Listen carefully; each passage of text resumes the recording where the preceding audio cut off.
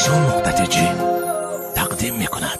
نامه روی تو از نظر چشمون خونباری من، صدای هم نسازی تو به قلبی زاری من، کجای تو نمه نمایی یاری به پروا، ولی با پیشی دیدم اکثر روز و شب ها.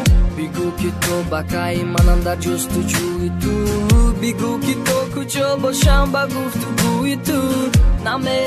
نمی رواد آهنگی گسوید در جانی من با ناز بوی تو. کسی به گوشی من بگوید بنامد نقطمان، کسی بخواندم به گفتگوی بی زبان. یک صدا رسد که صد به آخر است، خطی صدای تو تا جاویدان. همون ابروی تو هنوز از دیدن نمی رود، میگویم از تو دیل کنم نمی شود. گفتم تو راب که عاشقی یک کاری ساده نیست، دردی به جانیش هستم به جان نمی رود.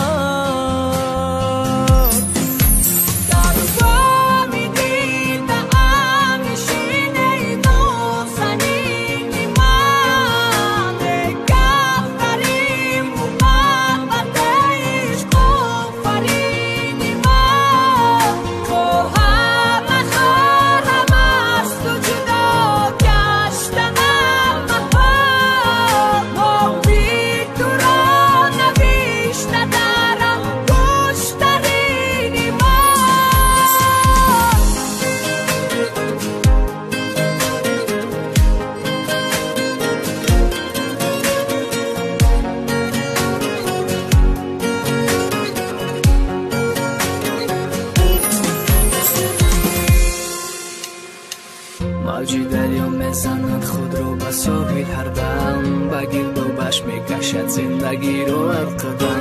کشتی کاغذین کودکی ما کجاست، پهلو به پهلو یک نفس نشینیم ما به هم. همون ابروی تو هنوز از دیدم نمی رود، میگویم از تو دیل کنم نمی شود. گفتم تو رو که عاشقی یک کاری ساده نیست، دردی به جانیش هستم به جان نمی رود. میپرسم از نسیم جان تو رو داری بدر، نامد به لب میرد به دل باری دیگر. نسیمی را گذر شود خونی جگر، شفته بو رسته ای از من بدتر.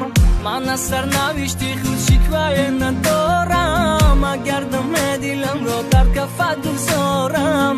نه مرغی بولا واسم پرسنم به هر کو، شکسته با دلم گرغم.